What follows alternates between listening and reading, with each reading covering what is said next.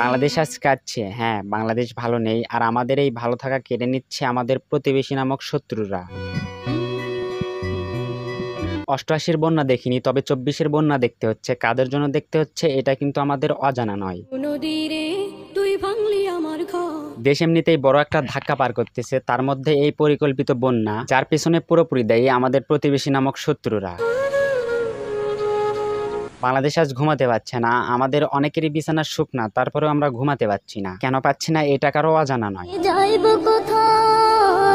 কিছু কিছু বিষয় শোনা দরকার, পাশাপাশি তা মানা দরকার। প্রথমত, প্রতিবেশী নামক শত্রুরা যে কতটা ভয়ঙ্কর এটা আমাদেরকে মনে রাখতে হবে। আমাদের মনে রাখতে হবে তাদের এই অবৈধ অপকর্মের কথা, যার জন্য পুরো বাংলাদেশ আজ কাঁদছে। জবাব দেওয়া হবে, শুধু সময়ের অপেক্ষা। তার আগে আমাদের করণীয় হচ্ছে আমাদের এই দুর্যোগটা কাটিয়ে উঠতে হবে। বর্তমানে আমাদের প্রধান এবং একমাত্র করণীয় হচ্ছে একতাবদ্ধ হয়ে প্রতিবেশী সৃষ্ট এই দুর্যোগকে মোকাবেলা করা, অর্থাৎ বন্যাত্মক মানুষের পাশে দাঁড়ানো, তাদেরকে বাঁচানো। আমি বিশ্বাস করি যে আমাদের নগদ বা বিকাশে ১০-২০ টাকা থাকেই। এখন শুধু একবার চিন্তা করেন, ১০ টাকা করে যদি ১০ লক্ষ মানুষ দান করে তাহলে ১ কোটি টাকা জমা হবে। আর বাংলাদেশে প্রায় ২০ কোটি মানুষ বসবাস করে। এর মধ্যে যদি ১০ কোটি মানুষও ১০ টাকা করে দান করে তাহলে ১০০ কোটি টাকা হবে, যার ফলে হাজার হাজার পরিবার বাঁচতে পারবে।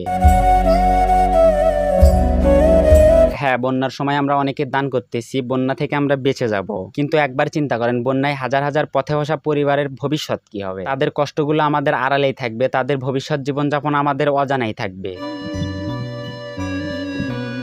সেজন্য আমাদের বর্তমান এবং ভবিষ্যৎ দুইটাই মাথায় রাখতে হবে, যাতে তারা পরবর্তীতে ভালোভাবে বাঁচতে পারে তার একটা ব্যবস্থা করতে হবে। তাই অনুরোধ করে বলতেছি, কে কতটুকু সাহায্য করছে বা করতেছে এসব চিন্তা না করে আমাদের নিজ নিজ জায়গা থেকে যে যতটুকু পারি সামর্থ্য অনুযায়ী দান করতে হবে।